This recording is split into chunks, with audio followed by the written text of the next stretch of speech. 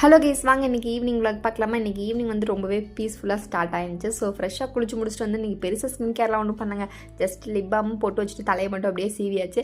சரி, மணி தான் 6 மணி ஆச்சு, இங்கே நம்ம ஆட்டோக்கார தம்பியை காணுன்ற மாதிரி நானும் அப்படியே கிச்சனை தேடி போயாச்சு. போயிட்டு ஃபஸ்ட்டு ஒரு டீயை போட்டு குடிச்சிட்டு அதுக்கப்புறம் இன்றைக்கி கொஞ்சம் பெண்டிங் ஒர்க்ஸ்லாம் இருந்துச்சு. ஸோ டீயை குடிச்சுக்கிட்டே அந்த ஒர்க்லாம் முடிச்சிடலாம் அப்படின்னு சொல்லிட்டு நானும் பார்த்துட்டு இருந்தேன். இந்த சூடாக உள்ள டீ போனால் தாங்க கொஞ்சம் வேலை பார்க்கவுமே தோணுது. அதனால் வந்துட்டு ஈவினிங் டீ போட்டு குடிச்சிட்டு கொஞ்சம் வேலையே இருந்துச்சு. ஸோ ஃபுல்லாக முடிச்சுட்டு அதுக்கப்புறம் நானும் என் தம்பி வீட்டுக்குள்ளே பேசிகிட்டு இருந்தனால வாக்கிங் போகிறதே மறந்துட்டேன். வெளியில் வந்து பார்த்தா சூரியன் போய் நிலாவே வந்துடுச்சு.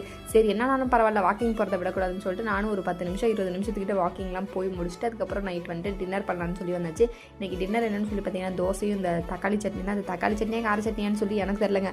எங்களுக்கு ஏற்ற மாதிரி நாங்கள் வந்து பேரை வச்சுப்போம். நாங்கள் எப்போவுமே அந்த தக்காளி சட்னி தான் சொல்லுவோம். ஆனால் எங்கள் ஊரில் வந்து இது கார சட்னின்னு சொல்கிறாங்க. ஸோ பெரிய ப்ராசஸ்லாம் ஒன்றும் இல்லை. வெங்காயம், தக்காளி, பூண்டு இது 3 தான் தேவை. அப்புறம் வரமிளகாய் தேவை.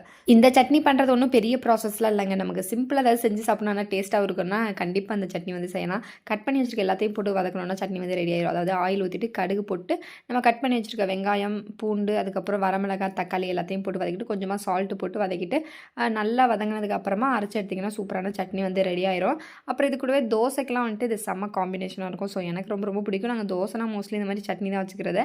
அப்படியே சட்னி செஞ்சுட்டு அப்படியே தோசையை ஊற்றி சாப்பிட்டாச்சுங்க. ஸோ இந்த ஈவினிங் எங்களுக்கு இப்படி தான் போச்சு. அண்ட் இந்த மாதிரி வீடியோஸ்க்கு மறக்காமல் நம்மளோட சேனல் சப்ஸ்கிரைப் பண்ணி வச்சுக்கோங்க. See you on next video guys. Tada, bye bye.